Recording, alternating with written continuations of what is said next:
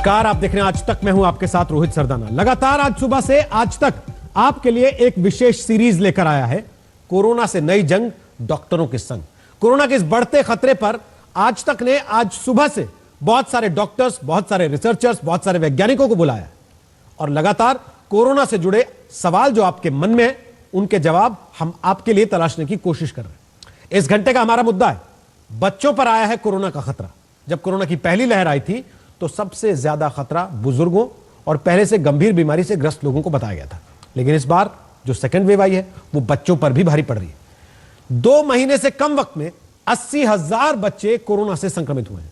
Doctors के panel पर इस पर हम बात करेंगे, उनसे पूछेंगे कि बच्चों में जो लक्षण है क्या वो बड़ों के मुकाबले अलग लक्षण है, बच्चों को इस सेकेंड वेव से आखिर कैसे बचाया जाए और बच्चों का इलाज भी क्या वैसा ही है जैसा सामान्यतः बड़े बुजुर्गों का है। बताएंगे आपको कौन कौन से डॉक्टर्स हमारे साथ होंगे, लेकिन उसके और हमारे साथ इस समय 4 खास मेहमान होंगे। डॉक्टर संजीव बगई हमारे साथ हैं, सीनियर कंसल्टेंट एंड पेडियाट्रिशियन। हमारे साथ हैं डॉक्टर नीलम मोहन, वो पेडियाट्रिशियन है, मेदांता द मेडिसिटी से जुड़ी है। हमारे साथ हैं डॉक्टर रवि मलिक वेडिक्स हॉस्पिटल से, और डॉक्टर स्वाति माहेश्वरी हमारे साथ हैं, वो भी पेडियाट्रिशियन है। आप चारों का स्वागत है। डॉक्टर संजीव बगई, सबसे पहले मेरा सवाल आपसे है, पहली लहर में छोटे बच्चों पर उतना कहर नहीं था, लेकिन दूसरी लहर में लगातार ऐसे केसेस आ रहे हैं कि 1-2 महीने के बच्चे भी कोविड पॉजिटिव हो रहे हैं। छोटे बच्चे में क्या लक्षण है जिसको देखने के बाद पेरेंट्स को टेस्ट कराने के लिए जाना चाहिए कि ये कोविड हो सकता है? गुड आफ्टरनून जी। नमस्कार। जो पिछले साल हमने जो लहर देखी जी, जो हम कहते हैं फर्स्ट वेव, इंटरनेशनली जो ग्लोबल डेटा है खाली 11% जो टोटल पॉपुलेशन, जो इन्फेक्टेड पॉपुलेशन थी वो बच्चों की थी। इस साल हमने देखा गया है पहले 20-22% था और अब 35-40% तक जा चुका है वर्ल्ड वाइड। कोई स्टेट्स हैं जैसे ब्रिटिश कोलंबिया अमेरिकाज में, जिसमें under 18 year of age group 73 to 84% population बच्चों की इन्फेक्ट हो रही है। जो लक्षण इस बारी देखे जा रहे हैं वो नॉन रेस्पिरेटरी भी देखे जा रहे हैं। कंजंक्टिवाइटिस, जो आंखों का बहना, वैस्कुलाइटिस जैसे हाथ पांव बिल्कुल ठंडे हो जाने, स्किन रैशेस, उल्टी, पेट में दर्द, डायरिया, इस प्रकार के लक्षण भी देखे गए हैं, खाली फीवर नहीं। तो जो छोटे बच्चे हैं, जो मेरे अपने क्लिनिक में जो सबसे छोटा बच्चा जो देखा गया जो कोविड पॉजिटिव है वो 14 महीने का था।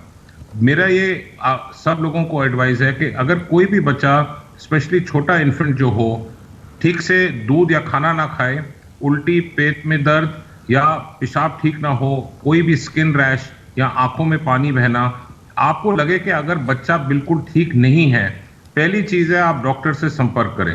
अगर डॉक्टर को लगा कि ये कोविड का लक्षण हो सकते हैं, जरूर टेस्ट कराइए। बच्चों के लक्षण बहुत ज्यादा कर ढके रहते हैं, पर जब वो शुरू होते हैं वो एक ऑर्गन नहीं बहुत ऑर्गन इन्वॉल्व करते हैं, और बच्चों में काफी अलग अलग प्रकार के सिंड्रोम देखे गए हैं कोविड के रिलेटेड। जैसे हम कहते हैं पीडियाट्रिक इन्फ्लेमेटरी डिजीज सिंड्रोम, या मल्टी ऑर्गन इन्वॉल्वमेंट, या कावासाकी और कावासाकी लाइक डिजीज, जिसमें हृदय भी इन्वॉल्व होता है, ब्रेन इन्वॉल्व होता है। तो हमें बहुत सतर्क रहना है। अभी तक दुनिया भर में बच्चों का 18 साल से नीचे वैक्सीन आम जनता में शुरू नहीं हुआ है, ट्रायल्स हो रहे हैं अब्रॉड, बट बच्चों को प्रोटेक्ट रखना है, बच्चों को ज्यादातर बाहर नहीं निकलने देना। 2 या 3 साल से ऊपर बच्चों को मास्क पहनना सिखाना चाहिए। 5 साल से ऊपर तो डेफिनेटली मास्क पहनना चाहिए। बच्चे देखा गया है अक्सर जैसे झुंड में खेलते हैं, स्मॉल ग्रुप्स में खेलते हैं, उससे इन्फेक्शन बहुत जल्दी फैल सकती है। जो बच्चों का जो अपर रेस्पिरेटरी ट्रैक है उसमें जो इन्फेक्शन ठहरती है, रिजर्वॉयर है, वो एडल्ट्स के मुताबिक है। तो ये ट्रांसमिट कर सकते हैं एल्डर्स को, सीनियर सिटीजन्स को, और फिर ये घातक हो सकता है। इनडोर ट्रांसमिशन बच्चों का बहुत हाई है। तो ये की पॉइंट्स हैं ध्यान में रखने के लिए कि बच्चों को बहुत बहुत प्रोटेक्ट रखना है। अभी तक वैक्सीन बच्चों में लाइसेंस नहीं हुई है, इसलिए हमें और सतर्क रहना है को रोकते हुए। और मैं डॉक्टर नीलम को ला रहा हूं। डॉक्टर नीलम, अमूमन छोटे बच्चों के मामले में ऐसा होता है कि पेरेंट्स अपने घर में दवाइयों का स्टॉक रखते हैं, उनको पता होता है कब कब मेरे बच्चे को क्या क्या छोटी समस्या आती है, और वो घर पे ही उसका इलाज पहले करने की कोशिश करते हैं। एक आध दिन में ठीक नहीं होता तब डॉक्टर के पास जाते हैं। क्या आज के समय में जब कोविड की सेकंड वेव अटैक कर रही है और हम उन्हीं लक्षणों की बात कर रहे हैं जो कि सामान्यतः रहते हैं, ये करना चाहिए घर पे इलाज या सीधे डॉक्टर से बात करनी चाहिए? पहले देखिए, पहली बात आपको समझना है कि दैट आपको अगर आपके पास 40 लाख या करोड़ की पॉपुलेशन है, इज इट पॉसिबल कि सब इस तरीके से करें? हम क्लियर ये मैसेज देना चाहेंगे कि बच्चों में 90% स्टिल माइल्ड सिम्टम्स है, जो आपने कहा। तो जब हम टेस्ट करते हैं आरटीपीसीआर या गोल्ड स्टैंडर्ड जो भी हम कर रहे हैं, वो इसलिए भी करते हैं कि ताकि उस बच्चे को हम दूसरों बड़ों से अलग आइसोलेट करें, ग्रैंड पेरेंट्स से।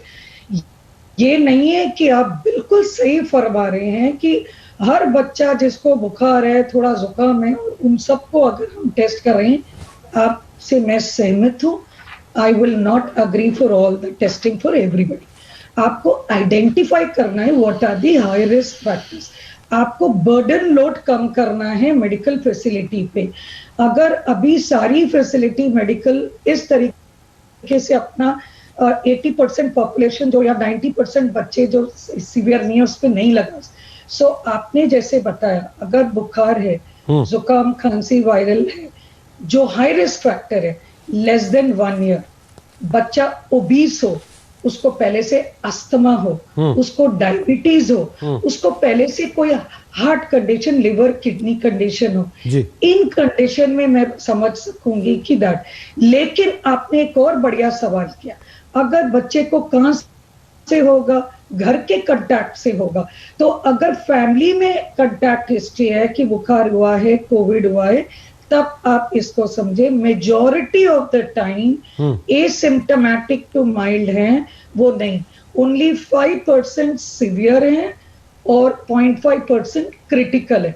0.5% क्रिटिकल मतलब वेंटिलेटर या उसकी, और 5% जो सीवियर है उनको निमोनिया होगा और आपको हॉस्पिटलाइजेशन की जरूरत पड़ेगी। जो मुंबई का डेटा आया है, बेस्ट डेटा इन इंडिया, जो मुंबई में 2 हॉस्पिटल्स हैं, they are got the paediatric hospitals, जिसके बाद चीफ मिनिस्टर ने बोला कि we need to increase the facility, Wadia hospital और जो, तो उनका डेटा में जो 13,000 बच्चों का डेटा दिया है, उसमें से जो एडमिशंस हुई हैं उनकी only very 1 or 2 patient ventilator पे गए, मेजॉरिटी निमोनिया थे जो ट्रीटमेंट हुई है। और मैं पर्सनली कॉल करके इनके डॉक्टर से बात करी।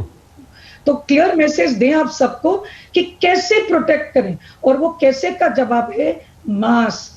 मास्क आपकी वैक्सीन है। और जो दूसरा मुद्दा आया लैंसेट से, वो लैंसेट से ये मुद्दा निकला है कि जो हम सोच रहे हैं, आज तक हम बोल रहे हैं आपको सोशल डिस्टेंसिंग रखें, 2 फीट पे रखें, मास्क नहीं रखें, और तो अब हम बोल रहे हैं कि शायद ये एयरबॉर्न है। जो अप्रैल 15 का लैंसेट का पेपर है, उन्होंने बोला 10 reason to make this condition as airborne. और उस अगर एयरबॉर्न आप सोच रहे हैं, तो आपको एयरबॉर्न से किस तरीके से protect, avoid gathering, avoid being in and using mask, ये सब चीजें अगर आप एयरबॉर्न है, तो सिंपल जिस तरीके से मोदी जी ने कहा, सेल्फ इम्पोज्ड कोरोना कर्फ्यू अपने स्वयं पर लगाएं, और that is the best way to protect yourself. और अगर आप अपने आप को प्रोटेक्ट करेंगे तो आपके बच्चे भी प्रोटेक्ट होंगे। लेकिन हाँ, एक आंसर जो आपका है वो स्टैटिस्टिक्स बताती हूँ। जुलाई 22 पे पॉजिटिविटी रेट था 5.3% और वो अप्रैल में पॉजिटिविटी रेट है 12%। तो उसमें लेस देन 14 इयर्स जो 2020 में थे वो 0.5% लेस देन परसेंट थे। और अब अप्रैल में वो एनसीसीडी डेटा कह रहा है 4.4% पॉजिटिव है। आईसीएमआर ने भी 4% बताया बच्चे। तो डेफिनेटली ये आंकड़ा सिम्टोमेटिक बच्चों का बड़ा है, जो पहले एसिम्टोमेटिक थे अब सिम्टोमेटिक है, और उनमें diarrhoea, vomiting, diarrhoea, GI symptom ज्यादा है, और बाकी के फीवर और ये सिम्टम है।